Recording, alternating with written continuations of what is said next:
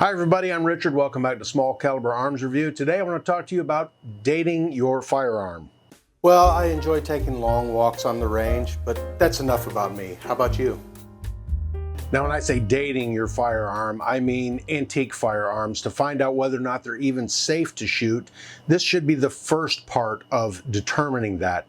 What you really want to do is take your firearm to a qualified gunsmith and have them inspect it. But if you're going to pick up old antique firearms, and I really like to do that, I've picked up a couple here recently. I picked up a antique Flaubert rifle, and I picked up a Stevens Marksman. Now, a lot of these firearms, before the Gun Control Act of 1968, they were not required to have serial numbers on them.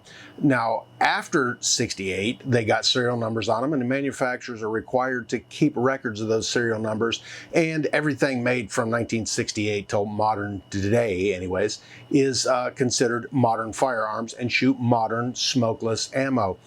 There are some exceptions. There are some black powder firearms, muzzle loaders, and stuff like that, and you want to make sure that you're shooting black powder or black powder substitutes in those guns, and you don't want to create unsafe situations with those anyways. So if you've got one of these antique firearms and it doesn't have a serial number on it, how do you determine what year it was made? Well, in the case of this Flaubert I got, I'm pretty sure that's going to be very low pressure rounds that are in it. In fact, it should only be the little Flaubert caps, BB caps or CB caps used in it. But on the side of this, there are some indicators on there that tell me about what year this thing was made. Now, whether or not it's safe to fire with modern ammo or not, that's a different story. But determining the value of a rifle, or just when it was made actually, there are little indicators under here. First of all, the first indicator is that this is a warrant system, which actually had a breech block that tipped up. Some of the older Flauberts did not have that, so we know that those were probably manufactured between 1845 or 43, whenever Flaubert created those rounds. This one having the this system on it indicates that it was probably made around 1890 or newer. Now, most of these guns were stopped, they stopped importation of them in 1914 because of World War I. A lot of that importation was stopped. Now, you want to look over the gun really well to figure out things about it, and there's little cartouches on here, or little proof marks all over the sides of it. Underneath that breech block, there's a couple of them on there. There's a crown over top of an R that indicates that it's rifled. There's a little cartouche, a little oval with ELG in it that was used from 1856 to 1893. In the top of that little oval with the ELG in it, a crown was added in 1893. So that means that my rifle was probably made after 1893, but probably no newer than 1914 when the importation stopped. Also, some indicators on like my older Belgian double barrel pocket pistol here, a muff pistol. It only has the cartouche, the oval with the ELG in it. So that lets me know it's much older, but it is a percussion cap. So that kind of narrows down some of the years in there. When you get to some of the more modern American rifles and stuff, I say more modern, it's still an antique. This is the Stevens Marksman, and it was made between 1912 and 1933. Now, I can narrow it down just a little bit more by the name on the side of it, and this one is marked that it's the J. Stevens Arms and Tool Company, which lets me know that it's between 1912 and probably 1916, because after 1916, some things changed with the company, and it was changed from J. Stevens Arms and Tool Company to just J. Stevens Arms Company.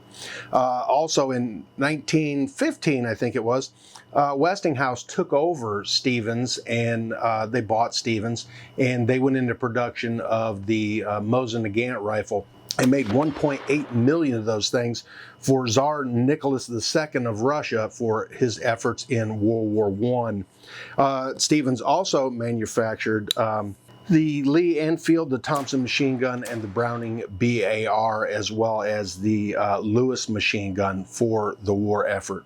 So at one time, Stevens was one of the largest arms manufacturers in the United States. More modern firearms, and even some of the older ones that did have serial numbers on them, even though they weren't required to put serial numbers on them until the Gun Control Act of 1968, a lot of the manufacturers did put serial numbers on them so they could keep their own records. Colt is one that you can actually send them the information on your firearm, and they can give you some really detailed information on when your gun was made, usually where it was shipped to, and maybe even who bought it, depending on what the gun was. There's the Buffalo Bill Center of the West that can give you some of the information on the Stevens rifles, maybe some production dates. It's a little iffy, the information that they have. They're still going through a lot of it, at least last I read anyways, but they can't give you exact production numbers on it.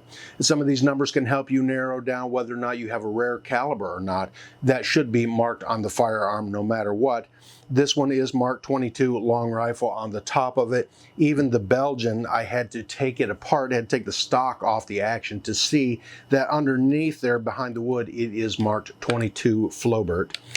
Really cool old guns, and this will help you narrow down dates, narrow down the quality of steel, because the older ones before 1900, the quality of steel was really soft, not the best materials used.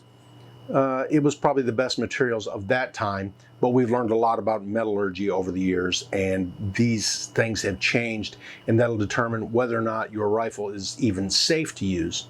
Sometimes, like in the case of this old Stevens 66 here, you just have to do a lot of research, a lot of reading through forums, because there's a lot of older guys out there that had these rifles when they were new, and they have provided us with a bunch of information. If you just do a little bit of Googling on the rifle that you're looking for, someone out there has a description and can help you narrow down different years. This one was kind of midway between a couple different models and was very limited run, and I was able to determine what it was by the way the description was of the way the action worked and everything in it. So there's a lot of different methods you can use to find, and most of it's going to involve a lot of Googling or Bing or whatever search engine you want to use to try to figure out exactly what the firearm is that you have. There's a lot of charts online that are available that show you all the Belgian proof marks.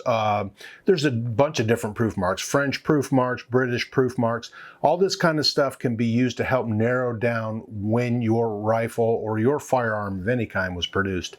I suggest you do a lot of research when you're looking one of these things up. Sometimes it takes me many hours and maybe sometimes even a couple days to figure out exactly what it is I've got if I don't know for sure. Then you're going to get rifles you're going to find somewhere that was, maybe Stevens made it, but made it for different hardware stores, something like Western Auto or Sears and stuff like that. There's a lot of information out there online, and I would suggest looking at multiple different sources, because sometimes someone may have misremembered something, I guess, and thought that a certain rifle was this, and confirm it with a couple different places before you try to determine exactly what your firearm is. Anyways, I hope this helps you. If you've got one of Granddad's old rifles and you're trying to figure out what it is, there's things that you can look for, clues, descriptions, and stuff like that. Another good resource is like Numerich Firearms. They sell used parts for firearms. If you've got one of these old things and you want to get it back in working order, they do carry a lot of parts. They're kind of like I'd say a junkyard for firearms.